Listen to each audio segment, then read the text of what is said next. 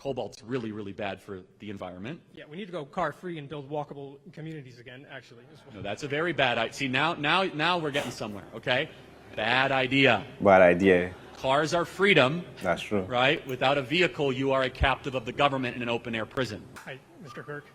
I think climate change is a much more serious issue than the conservative movement gives it credit for. And so my question is, what common ground can we find regarding climate action, and how can we get more conservatives in on the movement? What can we find that we agree on? Cool. I just want to make sure I understand where you're coming from, and this is not a trick question. Can you define what you mean by climate change? Primarily reducing carbon emissions and other greenhouse gases. Got it. So is your argument that rising global temperatures are tied to carbon emissions? To my understanding, the scientific consensus is quite solid on that, yes. Got it. Okay. So, again, not a trick question. What is carbon?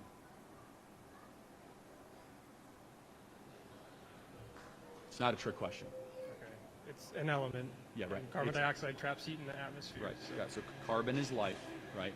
So carbon, yeah, exactly. You can't have life without I've carbon. heard this before, though, and the idea that carbon is plant food is great, but the reality is when there's 40 billion tons being emitted a year by a network of global factories and global tailpipes, that absolutely has an impact on climate. And right. I'm disappointed that this is the reaction well, hold to on. the question, honestly, because I don't know how you all. We're in an agricultural area. We're seeing it worse every year.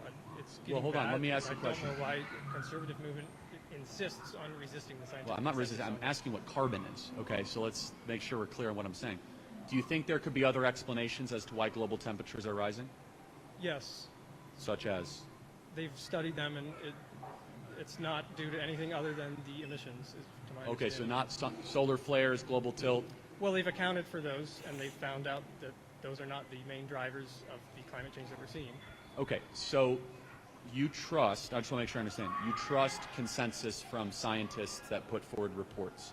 No, I trust ExxonMobil's own scientists who found this out in the 1980s and hid the findings for decades so that they wouldn't lose money. Right. So, excuse me, just as a kind of side note, I'm unbelievably skeptical when I hear scientists say, but let's pretend you're right. Okay, let's pretend that climate change is an existential threat. Would that be something that you say? To our existence, to the human species, probably not. I imagine the rich will always find an ark to live in while the rest of us have our crops fail. You have some nuance, so that's fair. So let's talk then about, let's pretend you're right. Let's say that there's some solutions. What would be a solution? Should we get rid of fossil fuels? You know, if we could just filter out it's the carbon that's doing it. So I don't know about getting off of fossil fuels, but if we could see, that's why I asked about your premise. The amount of certainty you have in a planet that is so massive with such unbelievable biodiversity to immediately act that we, the humans, are the only reason that global temperatures might be going up, I think is a flawed hypothesis. Because if you're wrong, then we might try to find a solution that actually might be more about private property confiscation and wealth deterioration, aka Marxism, not actually solving the problem. That's why I challenge the hypothesis. What else might be contributing to it? So let's just ask some very basic questions. So if carbon is the problem, would you support planting 1 trillion trees? Yes. Okay, good. We agree. So that wouldn't. Carbon is part of the solution. I think there's a broader set of solutions than what the Democratic Party specifically has been bringing to the table. But again, this resistance by the conservatives to just acknowledge that this carbon is an issue. Why do you think we ask questions? Because we're dumb, or why do you think? Skepticism with good reason. Okay, good. No, yeah. Okay, but good. At some point, when in looking for the answer, you need to acknowledge that the answer can be found, and the answer has been found. People have spent their lives and careers studying this for decades. It's been over 100 years ago since people were first talking about the idea that carbon was trapping heat. So this is not a new idea. Do you have any fear that the solution might be worse than the problem? What solution? Sure, some, yeah. Like, for example, mandatory electric vehicles? Oh, no, electrical vehicles will mine the ocean to death before we get everyone electric car. It's not yeah, I mean, that's also, cobalt's really, really bad for the environment. Yeah, we need to go car-free and build walkable communities again, actually. No, that's a very bad idea. See, now we're getting somewhere, okay? Bad idea. Bad idea. Cars are freedom. That's true. Right? Without a vehicle, you are a captive of the government in an open-air prison, right? And so, just look at San Francisco. It just means you can walk to the grocery store without needing a vehicle. Right. That's a 15-minute city model. But no, Yeah. this is important, and we're not going to I've been studying architecture for 4 years. I've been studying a little bit of urbanism too. Right. It's not taking away your freedoms, the fact that you get to go to a grocery store and a library and a coffee store within a 15-minute walk, folks. Okay. That's actually independence from the automobile. But that's But let me. Independence is being able to go where you want to go when you want to go there. That's what independence is. Yeah. But let me. We're not going to find. Then? Here's the one thing that I want to make sure. I don't get this from you because you're coming at it from a good place. The panic over climate becomes such a priority by people that also have the solution in mind. I'm not saying it's you, right? It's fair. And That's so fair. we have a built-in healthy skepticism over the last decade that we are being constantly lied to by the same amount of cabal of criminals, and at the very least, exaggerating the threat, okay? Exaggerating the threat, where we are told we must take our freedoms and liberties away. We must reconfigure our life.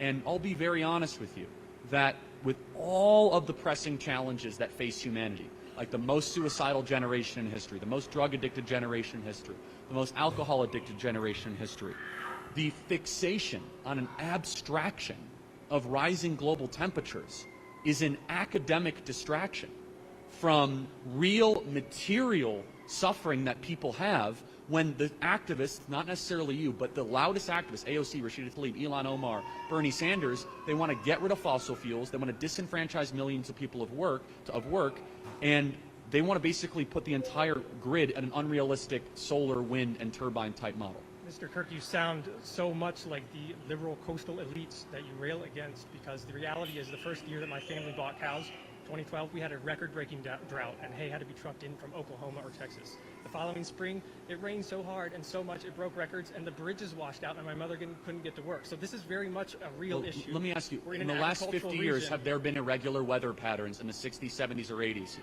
Yes. I would just close with this. You could talk to any rancher or farmer here in Missouri. Unpredictability is part of the agrarian lifestyle.